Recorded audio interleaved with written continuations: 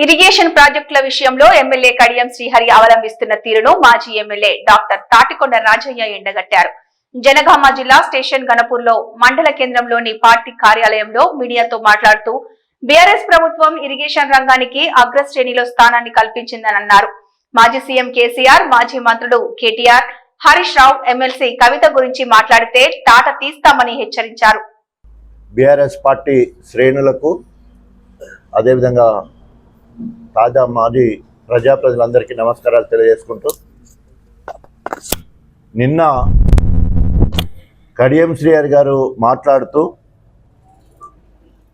Irrigation ప్రాజెక్టుల గురించి BRS ప్రభుత్వం పట్టించుకోలేదని చెప్పేసి ఒక దివాలాకోరు వ్యాఖ్య చేయడం జరిగింది. కడియం శ్రీహరి మాట్లాడే మాటలు ఎప్పుడు కూడా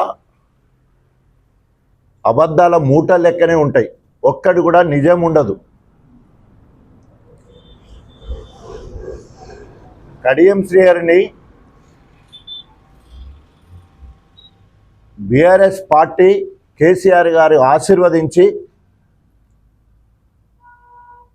బీఆర్ఎస్ పార్టీ బీఆర్ఎస్ ప్రభుత్వము మంజూరు చేసిన పనులు పూర్తి చేయాలని గణపురం నియోజకవర్గంలో అభివృద్ధి సంక్షేమంలో 4వ స్థానం ఉన్నది. తెలంగాణ మొత్తంలో 10 స్థానాలలో గెలిచే 10 స్థానాల్లో ఉన్నది. కడియం శ్రీహరి నువ్వు అక్కడ పోయి పోటీ చేయి అని చెప్పి నన్ను పంపించిండని స్వయంగా కడియం శ్రీహరి గారే నరేందర్ రెడ్డి గారి ఇంటి దగ్గర ప్రెస్ మీట్ పెట్టి చెప్పడం జరిగింది.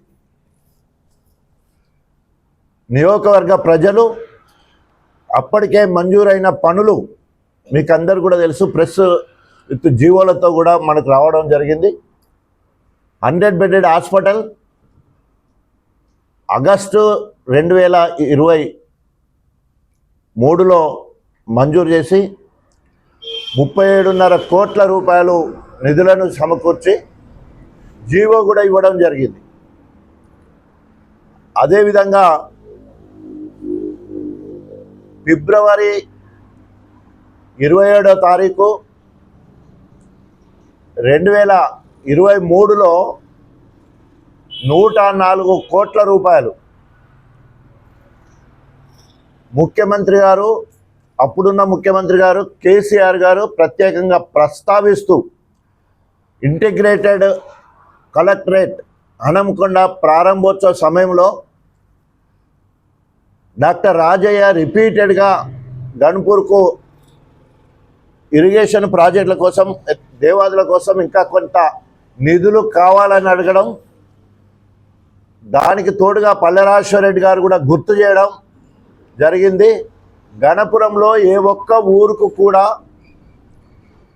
సాగునీరు అందించని ఊరు ఉండొద్దు, ప్రణాళికలు సిద్ధం చేసుకుని నా దగ్గరికి రమ్మంటే ఇరిగేషన్ అధికారులతో కూర్చొని మరి ఎక్కడెక్కడైతే అవసరం ఉందో అక్కడ 104 కోట్ల రూపాయలతోటి నిధులు మంజూరు చేసి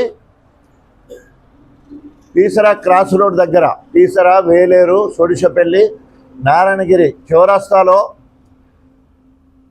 కేటీ రామారావు గారి చేత పనులను ప్రారంభించడం జరిగింది. ఆనాడు గొప్పగా కడియం శ్రీహరి గారు మరి బీఆర్ఎస్ ప్రభుత్వం గురించి, కేసీఆర్ గురించి, కేటీ రామారావు గురించి గొప్పగా మాట్లాడడం జరిగింది. ప్రజలందరూ కూడా, నియోజకవర్గ ప్రజలందరూ కూడా మరొక్కసారి బీఆర్ఎస్ అభ్యర్థిగా కడియం శ్రీహరిని గెలిపించడం జరిగింది. కానీ సిగ్గు శరం లేకుండా తిన్నింటి వాసాలు లెక్కబెట్టే విధంగా ఏదో మోటు సామెత ఊర్లలో ఉంటుంది, తినేదేమో మొగడిది, పనేమో మిండెడిది అని. ఈరోజు ఇల్లీగల్ కాంటాక్ట్ రేవంత్ రెడ్డి తోటి అక్రమ సంబంధం పెట్టుకొని ఇక్కడ టీఆర్ఎస్ పార్టీ సభ్యత్వానికి రాజీనామా చేయలే. బీఆర్ఎస్ పార్టీ అంటే సభ్యత్వం అంటే పెళ్లి చేసుకునే దాంతో సమానం దృష్టిలో. అదేవిధంగా ఇక్కడ ఎమ్మెల్యేగా గెలవడం జరిగింది. ఈ పార్టీలో ఉన్నప్పుడు లబ్ధి పొందింది ఎంపీగా, 2 సార్లు ఎమ్మెల్సీగా, ఉప ముఖ్యమంత్రిగా, ఎడ్యుకేషన్ మంత్రిగా, ఆఖరికి ఎమ్మెల్యేగా ఇక్కడ కాపురం చేసినప్పుడు వచ్చిన పదవులు ఆయనకు. కానీ స్వార్థంతో ఈరోజు రేవంత్ రెడ్డితో అక్రమ సంబంధం పెట్టుకున్నాడు.